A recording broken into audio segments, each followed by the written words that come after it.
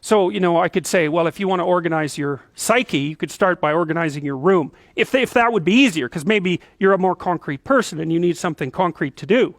So you go clean up under your bed and you make your bed and you organize the papers on your desk and you think, well, just exactly what are you organizing? Are you organizing the objective world, or are you objecting your field, or are you organizing your field of being, like your field of total experience? And Jung believed that, and I think there's a Buddhist doctrine that's sort of nested in there, that at the highest level of psychological integration, there's no difference between you and what you experience. Now you think, well, I can't control everything I experience, but that's no objection, because you can't control yourself anyway. So the mere fact that you can't extend control over everything you experience is no argument against the idea that you should still treat that as an extension of yourself. So you could say, well, let's say you have a long-standing feud with your brother. Well, is that a psychological problem? Is that him? Is it a problem in the objective world, or is it a problem in your field of being? And it's very useful to think that way, because you might ask, what could you do to improve yourself? Well, let's step one step backwards. The first question might be, why should you even bother improving yourself? And I think the answer to that is something like, so you don't suffer any more stupidly than you have to. And maybe so others don't have to either. It's something like that. Like there's a real injunction at the bottom of it. It's not some casual self-help doctrine. It's that if you don't organize yourself properly, you'll pay for it, and in a big way, and so will the people around you. Now, and you could say, well, I don't care about that, but that's actually not true. You actually do care about that, because if you're in pain, you will care about it.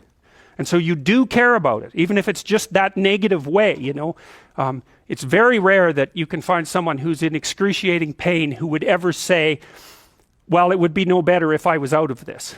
It's sort of, pain is one of those things that brings the idea that it would be better if it didn't exist along with it. It's incontrovertible. So you get your act together so that there isn't any more stupid pain around you than necessary. Well, so then the question might be, well, how would you go about getting your act together? And the answer to that, and this is a phenomenological idea too, it's something like, look around for something that bothers you and see if you can fix it. So now you think, well, let's say you go into you can do this in a room. It's quite fun to do it just when you're sitting in a room, like a room, maybe your bedroom. You can sit there and just sort of meditate on it and think, okay, if I wanted to spend 10 minutes making this room better, what would I have to do? And you have to ask yourself that, right? It's not a command, it's like a genuine question. And things will pop out in the room that you like, there's a stack of papers over there that's kind of bugging you, and you know that maybe little order there would be a good thing, and there's some rubbish behind your computer monitor that you haven't attended to for like 6 months, and the room would be slightly better if it was a little less dusty and the cables weren't all tangled up the same way. And like, if you allow yourself just to consider the expanse in which you exist at that moment, there'll be all sorts of things that'll pop out in it that you could just fix.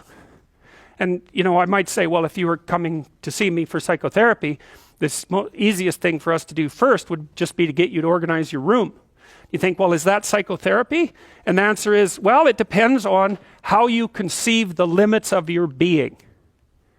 And I would say, start where you can start. If something announces itself to you, which is a strange way of thinking about it, as in need of repair, that you could repair, then, hey, fix it. You fix 100 things like that, your life will be a lot different. I often tell people too, fix the things you repeat every day, because people tend to think of those as trivial, right? You get up, you brush your teeth, you have your breakfast, you have your routines that you go through every day. Well, those probably constitute 50% of your life. And people think, well, they're mundane, I don't need to pay attention to them. It's like, no, that's exactly wrong. The things you do every day, those are the most important things you do. Hands down. All you have to do is do the arithmetic. You figure it out right away. So 100 adjustments to your broader domain of being, and there's a lot less rubbish around, and a lot fewer traps for you to step into.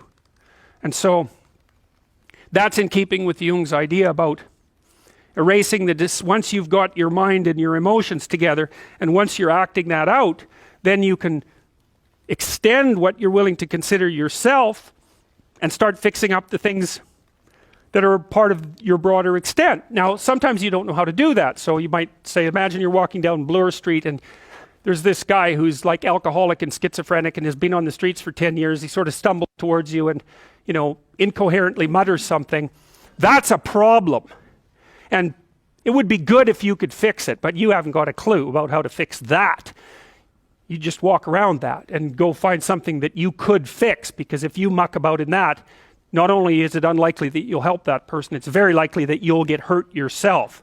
So, you know, just because while you're experiencing things announce themselves as in need of repair doesn't mean that it's you right then and there that should repair them. You have to have some humility. You know, you don't walk up to a helicopter that isn't working and just start tinkering away with it. You have to stay within your domain of competence. But most of the time, if people look at their lives, you know, it's a very interesting thing to do. I like the idea of the room, because you can do that at the drop of a hat. You know, you go back to where you live and sit down and think, okay, I'm going to make this place better for half an hour. What should I do? And you have to ask. And things will just pop up like mad. And it's partly because your mind is a very strange thing. As soon as you give it a name, a genuine aim, it'll reconfigure the world in keeping with that aim. That's actually how you see to begin with. And so if you set it a task, especially, you have to be genuine about it, which is why you have to bring your thoughts and emotions together, and then you have to get them in your body so you're acting consistently. You have to be genuine about the aim, but once you aim, the world will reconfigure itself around that aim, which is very strange. And it's technically true.